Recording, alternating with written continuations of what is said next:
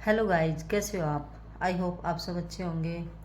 तो ये जो हरियाणा में मनीषा हत्याकांड का जो केस हुआ था, उसका अब सीबीआई की फाइनल रिपोर्ट आ चुकी है। तो फाइनल रिपोर्ट मनीषा के फेवर में आई है बिल्कुल, क्योंकि फेवर हमेशा लड़कियों का ही होता है, आप लोगों को पता ही है।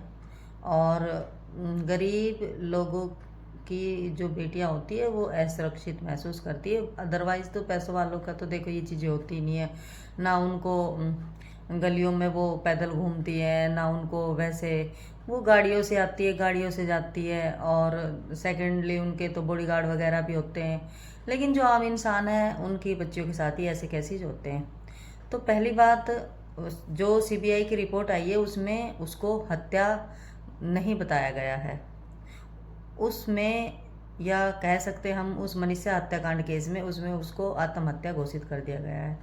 तो लड़कियों को सीधी सिंपल बात है, आत्महत्या घोषित करके इससे क्या होता है कि बाकी जो सारी कीचड़ है उसको, उस पर मिट्टी डाल दी जाती है।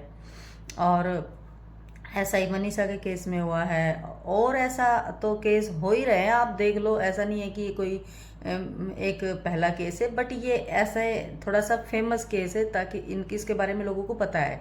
इसके लिए लोग रोड पर उतरे उतरे थे उसके मतलब इंसाफ के लिए। तो सीबीआई ने या हमारे प्रशासन ने या हमारी सरकार ने उसका दे दिया है उसका इनाम कि उसने आत्महत्या करी थी।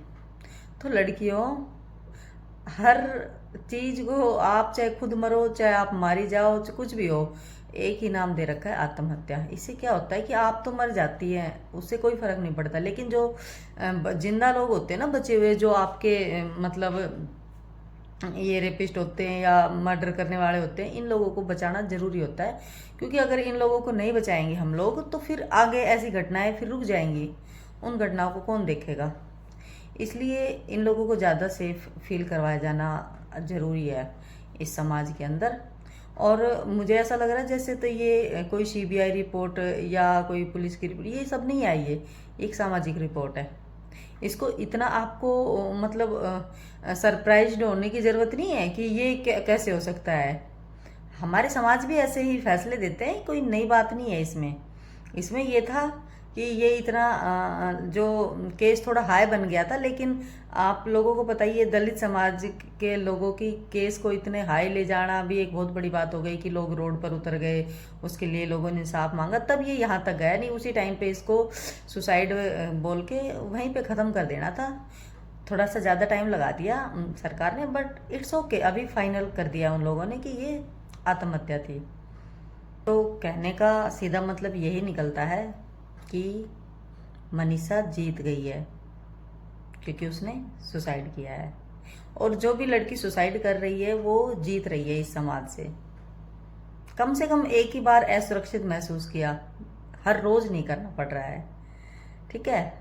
तो लड़कियों, आपके लिए बहुत बड़ी सीख है, सबके लिए, हर लड़की के लिए बहुत बड़ी ये आप लोगों को सीख दी गई है कि आपको सचेत रहना है।